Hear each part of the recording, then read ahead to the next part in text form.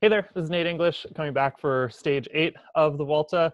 An exciting, pretty epic finishing climb today. So Gregory, you want to do a quick summary of what went down today? It looked like it Yeah, was a big game with Movistar against everyone else, and then it sorted itself out at the end. very exciting. I mean, very difficult stage, right? Look at the profile. You got two giant climbs. Uh, Movistar, I think Valverde tweeted out that they were going to take Enric Mas for the stage victory. Wasn't the case today, but they did do a lot of work up at the front, pushing the pace. It was pretty exciting to watch. Movistar and Ineos both have been controlling the race for the most part. There was a break, just like in the Vuelta. There's these breaks that go with riders who are really far down on the GC, so they're not a big threat to any of the teams with riders in GC contention. And so the break did pretty well, but of course they finally got caught on the last climb. And last climb was a difficult one, so It there was was steep. just It was fun to watch. it was really fun to watch, right? But the separation was just between the strongest climbers, right? Yeah, And Roglic proved again, like he is just a fantastic rider and won the stage. yeah, it was pretty great. I feel like being here in the Bay, watching some of that final climb, it really reminded me of a couple of climbs over in Marin, like going up Tam and I forget the name of it, but out towards Point Reyes Station, there's like a small like climb on the side that's like this twisty road that's like narrow and like kind of intermittently pretty steep. It's pretty fun. I love seeing all the different roads in the Volta. It's really pretty. But yeah, the GC shook up a good bit. Like going into the stage, it was like Carapaz, Carthy, Martin, Roglic, Enric Mas, and some following riders, notably Valverde got up into ninth after the stage yesterday where it kind of shook up. And then today, yeah, like Carapaz, Roglic is right there at 13 seconds back. He jumped over Martin and Carthy. Carthy dropped back to fourth. Enric Mas is still in fifth, but he wasn't up there with the riders at the front. So it was like a tough day for Movistar. Valverde jumped to eighth. So there's a lot of action in the GC, but it's really kind of sorted itself out to just those top four. Hugh Carthy being 44 seconds back and forth. So it's like there's that tight cluster. And it was fun seeing Movistar like being authoritative and having all their guys at the front with like 20, 30K to go. And it was like a little bit of a crosswind. You could see everyone was kind of working. So it wasn't necessarily a totally bad move. I feel like looking at it in retrospect, like you can see what the results are and it's like you can interpret it a certain way. But having three riders up in the top 10, having Enric Mas be like a really strong rider, and presumably those guys, like that team more than anyone, probably knows the course and knows the climb because they're all from, or most of them are from around there. But it was challenging to see them like use up all their guys and then all of them finish out of the top five. But I don't know. It's fun watching Valverde like being an old guy and just being strong but really smart and like patient, and he's just always up there.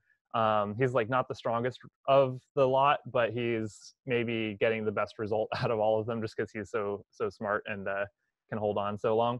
But Hugh Carthy put in a great attack early on the climb. You should check that out if you haven't seen it. But he just wasn't able to hold it. But what do you think is going to happen? We were just looking at the course before filming. So Gregory, what do you think is the opportunities over the next 10 stages? Because we're only halfway through the race. It seems like it's sorting itself out, but there's still a lot of opportunity for some good racing.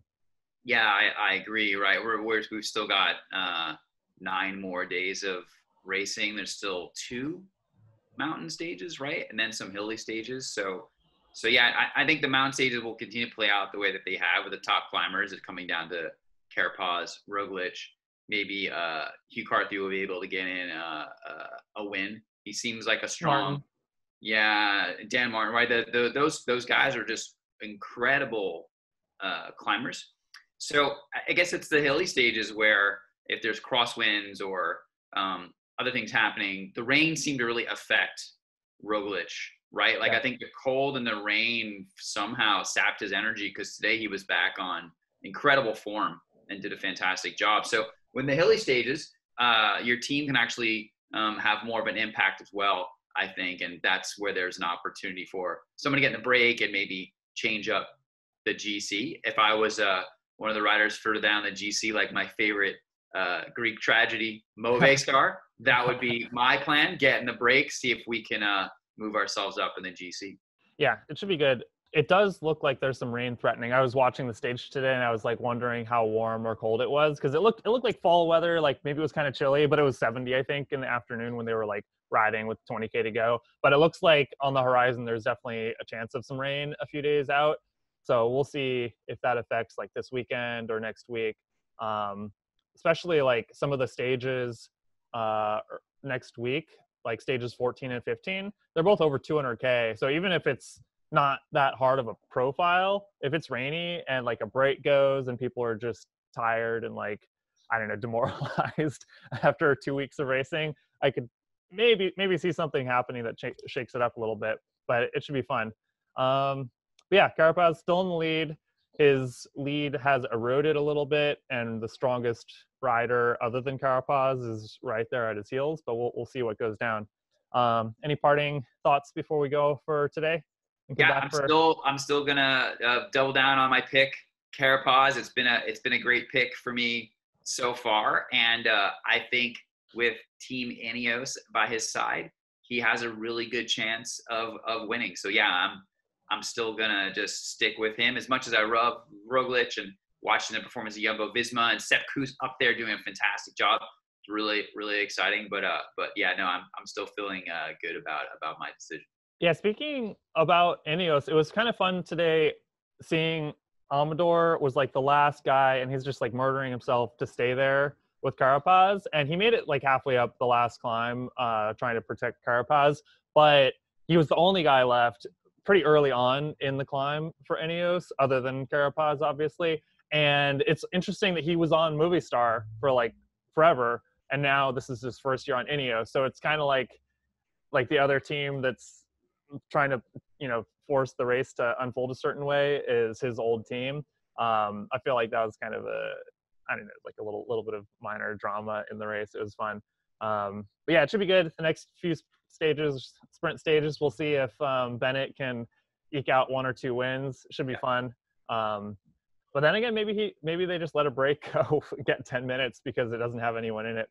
It should be fun though. It's just those fast finishes are always fun to watch. But yeah, we'll come back tomorrow with stage 9, and that should be good. All right. Bye.